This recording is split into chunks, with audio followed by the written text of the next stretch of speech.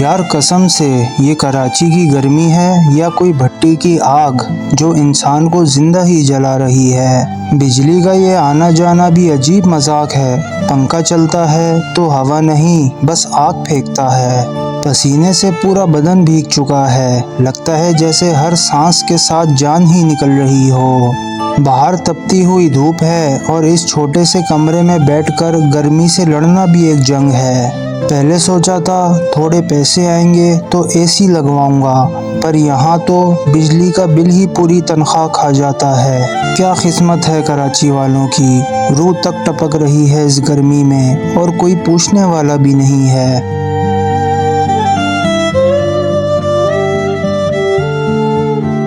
सुबह से एक ही उम्मीद थी कि फ्रिज में ठंडा पानी मिलेगा, पर यहाँ भी नसीब ने धोखा दे दिया।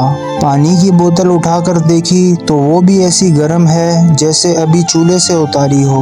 क्या ज़माना आ गया है। इस बड़े से शहर में 2 घूंट ठंडा पानी मिलना भी किसी नेमत से कम नहीं। टंकी का पानी ऐसे टपक रहा है जैसे उबलता हुआ तेल हो, मुंह पर लगाओ तो छाले पड़ जाएं। और गरीबी का ये आलम है कि बर्फ़ खरीदने के लिए भी सोचना पड़ता है कि 50 रुपए कहाँ से लाएं। बस गर्म पानी पीकर ही गला गीला कर रहा हूँ और किस्मत को कोस रहा हूँ।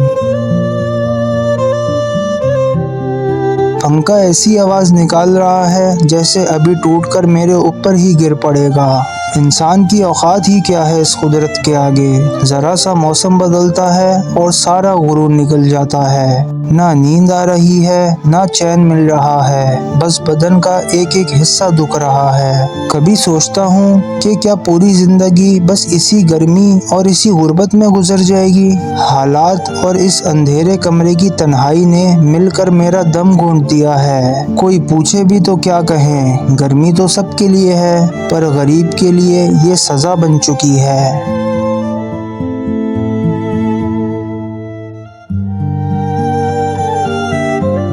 चलो, जिसका डर था वही हुआ, ये कमी भी पूरी हो गई। यहाँ कोई गर्मी से मर भी जाए इन्हें कोई एहसास नहीं। अब इस अंधेरे और घुटन भरे कमरे में सांस लेना भी पहाड़ तोड़ने जैसा हो गया है। पसीना ऐसे बह रहा है मानो बदन पर किसी ने तेल मल दिया हो।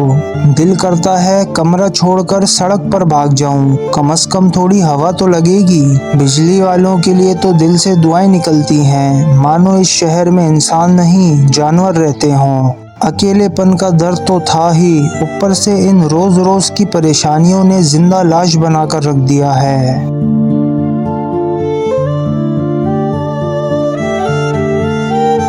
बाहर सड़क पर देखो तो परिंदा भी पर नहीं मार रहा, ऐसी आग बरस रही है आसमान से। ये कराची की गर्मी है भाई, जो हड्डियों तक को गला कर रख देती है। लोग कहते हैं घर में रहो महफूज रहोगे, पर इस बंद कमरे में रहना मतलब घुट घुट कर मरना है। कहीं दूर गाड़ियों का हॉर्न बज रहा है और मैं यही सोच रहा हूँ कि इस गर्मी में लोग कैसे बाहर निकल रहे होंगे। कोई एसी वाली बड़ी गाड़ी में घूम रहा होगा, कोई ठंडे ऑफिस में बैठा है, और एक हम हैं जो सिर्फ इस कमरे की 4 दीवारी में बैठकर अपने शहर की किस्मत पर आंसू बहा रहे हैं।